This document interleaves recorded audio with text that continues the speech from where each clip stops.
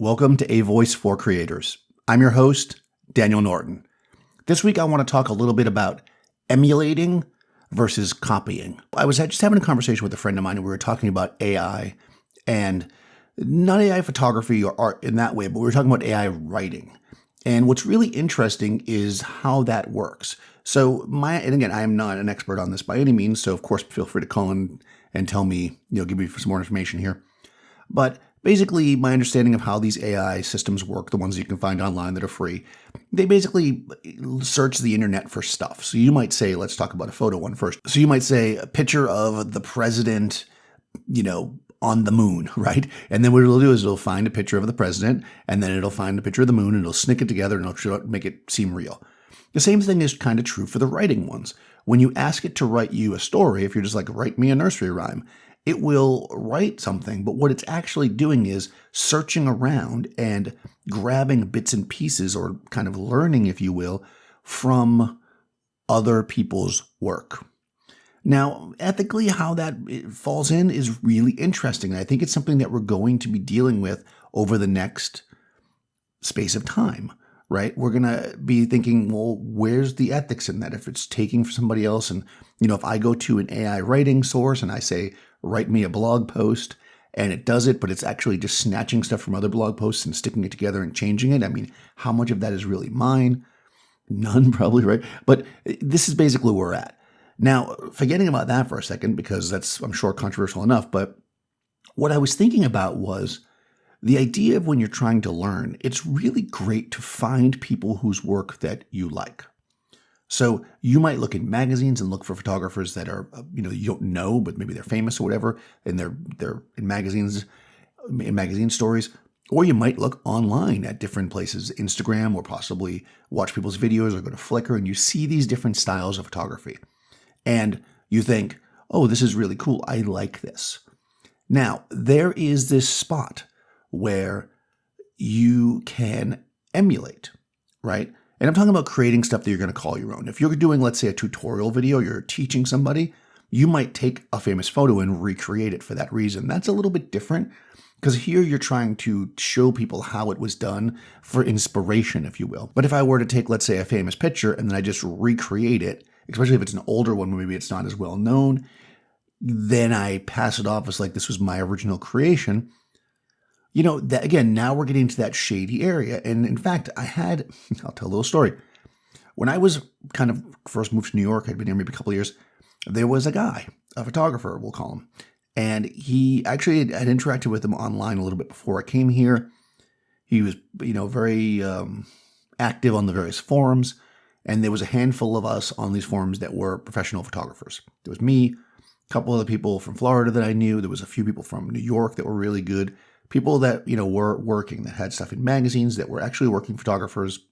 And we would join these forums and just like help people, and also get help from people, right? I mean, you can learn from anybody. And this one guy was there. And he literally copied, because he had money. He was one of these guys that like came from money from whatever other business. I mean, I'm not going to, get into that part, but basically, he would look, and we found him doing this after he had already produced a whole portfolio. He was watching stuff that we were posting and talking about. And then he would go even to the point, he was in New York, even to the point of hiring the same model, buying the same dress, and literally reshooting these images. And then when he finally launched his website, a bunch of us were like, you literally copied this guy's work and that guy's work. And I mean, it was nuts.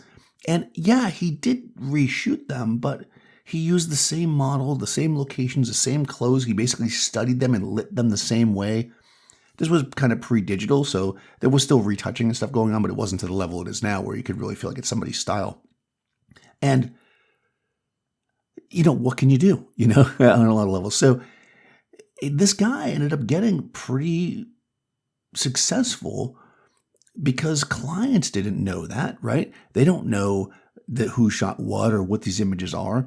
And he had connections, and he went around and he could send his book out and he got lots of copies of it again because he had some cash, and he created a pretty successful photo business.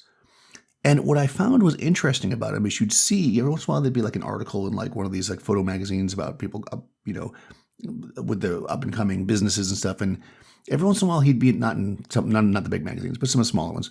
He'd be in them, and if you if you look at the work, he would never ever in any interviews talk about his work. He would only talk about how much money he was making and how successful he was. Well, this was maybe like 15 years ago.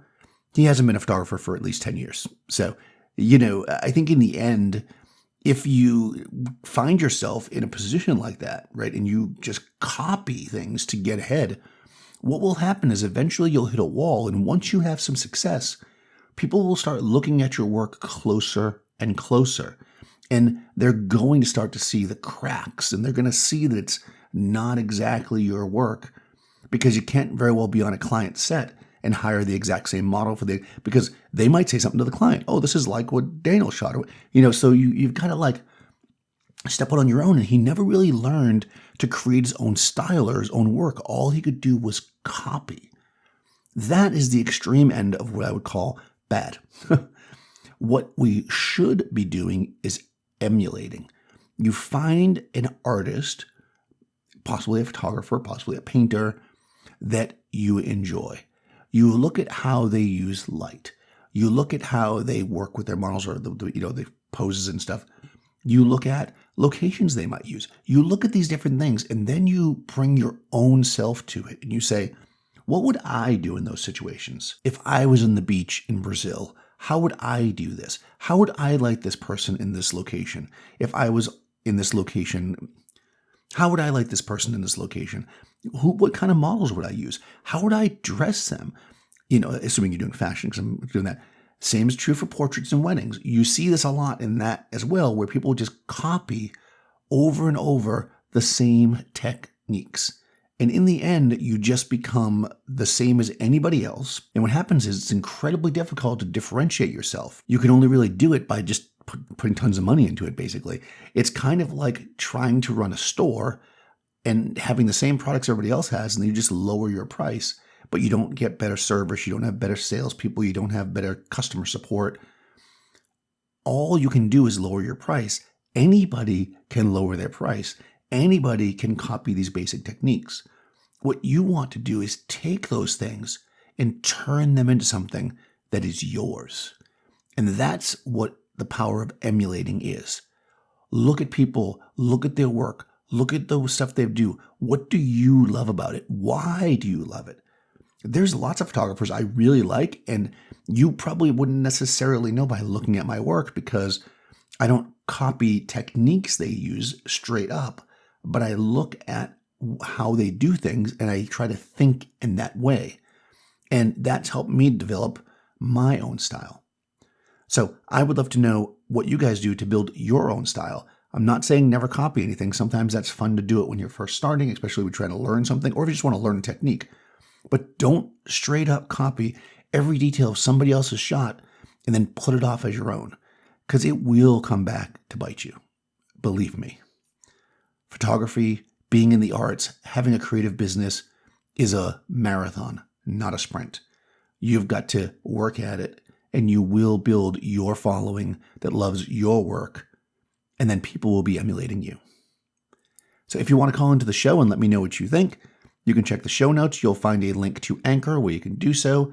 You could also join my Discord and send me a private message over there. Lots of great chats happening in the Discord. Lots of people showing their work and sharing techniques, so it's kind of appropriate to this conversation. Also in the show notes, you'll find a link to my Patreon if you'd like to support the podcast, and I'll talk to you soon.